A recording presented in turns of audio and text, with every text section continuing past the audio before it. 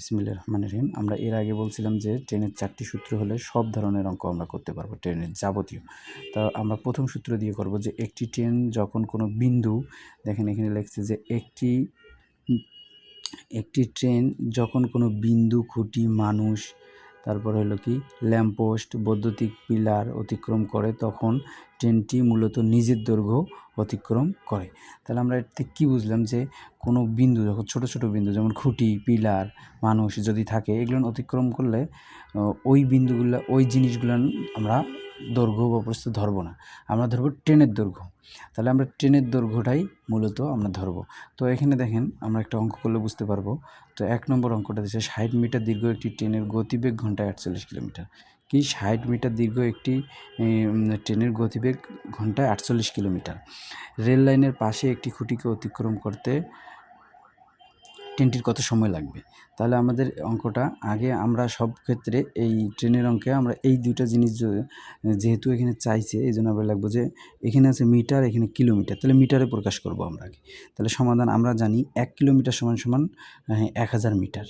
হ্যাঁ, আর ঘন্টা এখানে বলছে যে ঘন্টায় আমরা কি করব, এখানেও আবার বলছে যে সময় আমরা সেকেন্ডে প্রকাশ করব। তাহলে 1 ঘন্টা সমান সমান 3600 সেকেন্ড। তো এখন আমরা অঙ্কটা শুরু করি, দেখি। তাহলে আমি আপনাদের বলেছিলাম যে এই যদি কোনো বিন্দু, মানুষ, খুঁটি থাকে তাহলে শুধু ট্রেনের দৈর্ঘ্য হবে। তাই আমরা লিখছি যে খুঁটিটি অতিক্রম করতে ট্রেনকে নিজের দৈর্ঘ্য সমান দূরত্ব অতিক্রম করতে হবে। তাহলে নিজের দৈর্ঘ্য কিসের? ট্রেনের নিজের দৈর্ঘ্য। তাহলে এখানে দেওয়া আছে দেখেন যে 48 কিলোমিটার, ঘন্টায় 48 কিলোমিটার। তাহলে আমরা মিটারে প্রকাশ করব, কারণ ট্রেনের দৈর্ঘ্য যেহেতু মিটারে দেওয়া আছে। তাহলে 48 কিলোমিটার সমান সমান হবে কি 48 গুণন এই যে 1 কিলোমিটার সমান সমান 1000 মিটার। তাহলে 1000 দিলাম, দেওয়ার পরে আমরা এটা ক্যালকুলেশন করলে বোঝা যাবে যে 48,000 মিটার। তো এখন আমরা এখন করব হচ্ছে ঘন্টায় প্রকাশ। তাহলে 1 ঘন্টা সমান সমান 3600 সেকেন্ড আমরা লিখছি। তারপরেও ওখানে লিখলেও হবে, এখানে আর লেখার দরকার নাই, আমি বোঝার ক্ষেত্রে আপনাদের লিখলাম। তাহলে এখন আমরা লিখতে পারি কি, ট্রেনটি যেহেতু আমার সময় চেয়েছে, সময় কোনো কিছু যেটা চাবে সবসময় আমরা ডাইনে লিখব। আর তাহলে আমাদের চাইছে হচ্ছে সময়, তাহলে আমরা লিখতে পারি যে ট্রেনটি 48 কিলোমিটার অতিক্রম করে 3600 সেকেন্ডে, কারণ এখানে লিখছে যে ঘন্টায়। তাহলে 1 ঘন্টায় 48 কিলোমিটার যায় 1 ঘন্টায়। তাহলে আমরা লিখতে পারি ট্রেনটি 48 কিলোমিটার অতিক্রম করে 3600 সেকেন্ডে। তাহলে আমরা এখন 1 সেকেন্ডে অতিক্রম করে ট্রেনটি 1 সেকেন্ডে অতিক্রম করে, তাহলে এটা হবে উপরে 36 আর এটা হবে 48,000 সেকেন্ড। এখন আমাদের এখানে দেখেন তো কত মিটার ট্রেনের দৈর্ঘ্য যেহেতু বলছে শুধু 60 মিটার।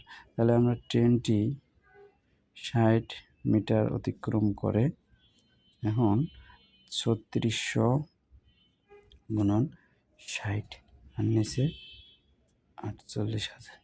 তাহলে এই শূন্য কাটলাম, এই শূন্য কাটলাম, এই শূন্য কাটলাম। এখন 6 কে 6, 6 8 48, তারপর হলো 8 থাকে, তাহলে 4 দুগুণ 8, 18 দুগুণ 36, তারপর হলো 2 দুগুণ 4, 9 দুগুণ 18। এখন আমরা লিখতে পারি 9/2। আর এটা যদি আমরা পূর্ণ করি তাহলে হচ্ছে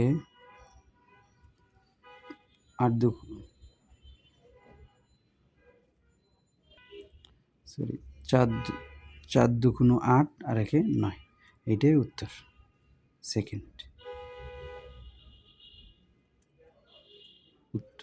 তাহলে আমরা উত্তর কি পেলাম?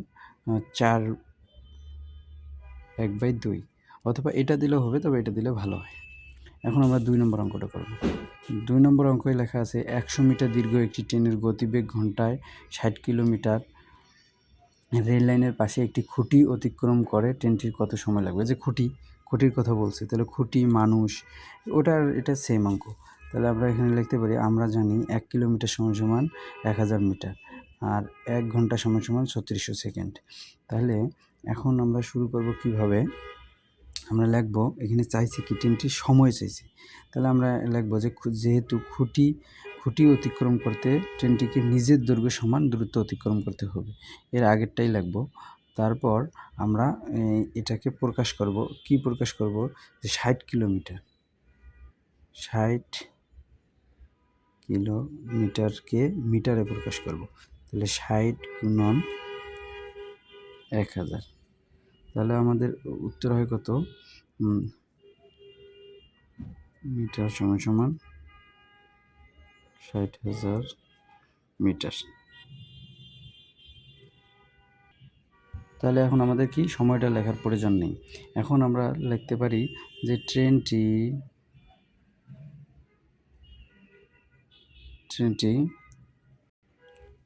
তাহলে আমরা লিখছি কি ট্রেনটি 60,000 মিটার অতিক্রম করে 3600 সেকেন্ডে, যেহেতু এখানে ঘন্টায় বলছে, তাহলে ট্রেনটি 1 মিটার অতিক্রম করে 3600 সেকেন্ড ভাগ 60,000 মিটার।